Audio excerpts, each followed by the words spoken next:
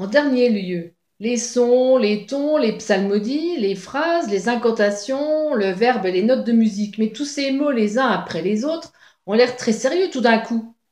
Pourquoi cette liste de mots, Aurélia? Et surtout, est-ce que ça va nous aider en matière d'énergie quantique? Oui, Christine. Alors, beaucoup de choses ici, hein. Euh, En fait, donc, tous ces mots les uns après les autres, ils ont l'air très sérieux tout d'un coup.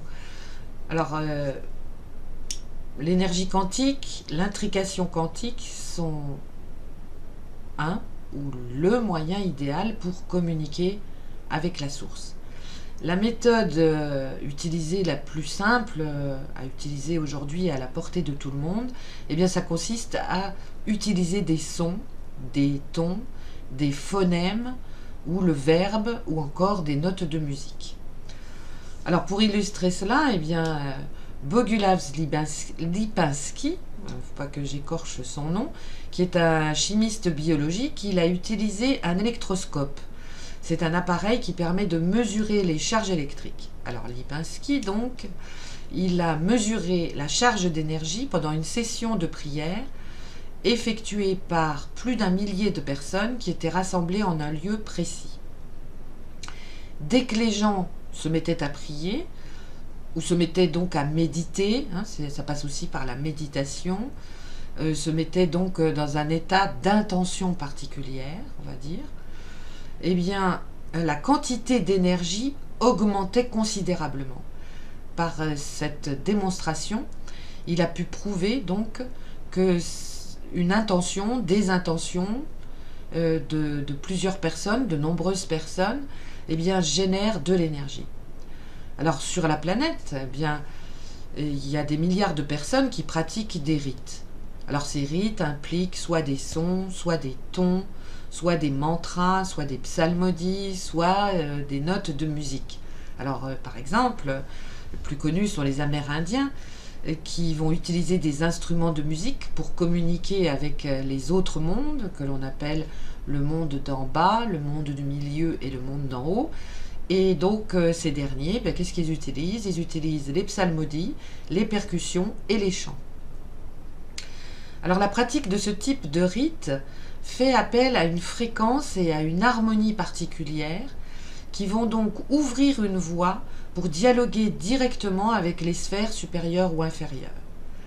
Bilan, eh bien grâce à ces façons de procéder, par ailleurs très simples, hein, faciles à appliquer, à condition de prendre les bonnes musiques ou les bonnes psalmodies, les bonnes phrases ou le bon verbe, eh bien, donc, ce qui vous paraissait alors invisible, hors d'atteinte, voire impossible à capter, devient alors possible, accessible, fascinant et somme toute facile. Alors, première petite précision. Est-ce qu'il ne vous est jamais arrivé de penser à quelqu'un et qu'à peine quelques minutes après, eh bien cette personne, soit elle vous appelle au téléphone, soit elle vous envoie un mail, soit elle sonne à votre porte? Et bien voilà, c'est là un phénomène que l'on va appeler communément la télépathie. Deuxième exemple.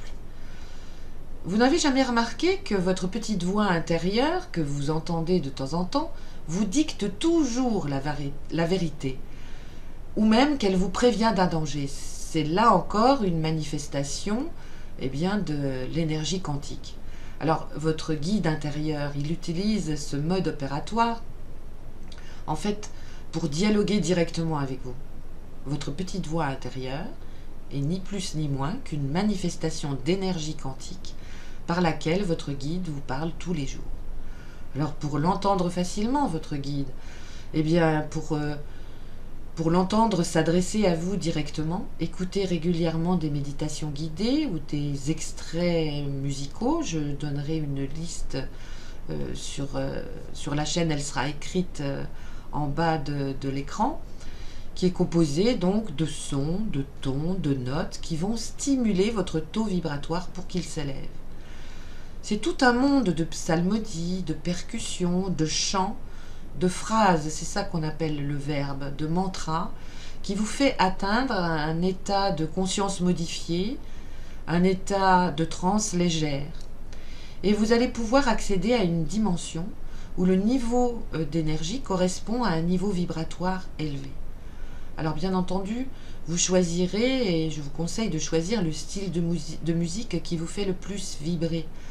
Vous saurez quels sont les sons qui correspondent davantage à ce dont vous avez besoin à partir du moment où vous éprouvez eh bien en fait une sensation de calme, de la sérénité, une grande joie, de l'amour, enfin bref, que vous vous sentez bien.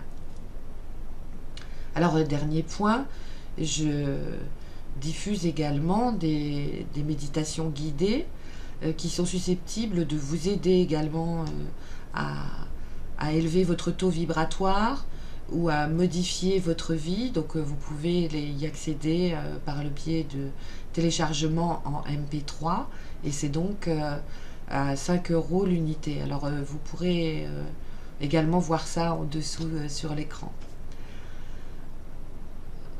En conclusion, pour conclure cette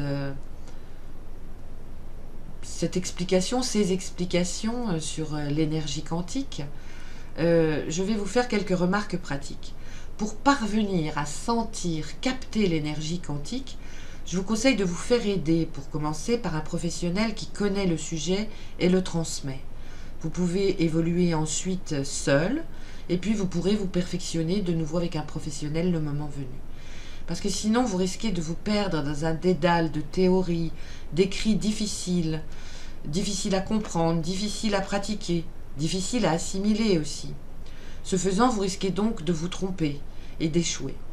Comme par exemple parvenir à ouvrir votre centre énergétique du cœur et retomber dans l'ego, c'est-à-dire de nouveau redonner toute autorité et libre cours à vos hémisphères cérébraux, leur donner l'autorisation de diriger votre vie, et ce faisant, d'ouvrir et de fermer votre cœur symbolique et de vous épuiser à faire des allées et venues entre un état de joie, de grâce, de paix intérieure, où tout semble couler de source avec une vie facile, et puis badaboum, de retomber dans un cursus de vie morne, difficile et contrariant. Et de vous dire, bien entendu, que l'énergie quantique n'est pas pour vous. Ça, c'est ce que l'ego va vous dire. Vous pensez bien, il veut diriger votre vie. Que c'est trop difficile à acquérir pour lui. Or non, pas du tout. L'énergie quantique est à la portée de n'importe qui. Il n'y a aucune restriction, pas de restriction d'âge, de conditions pour pratiquer.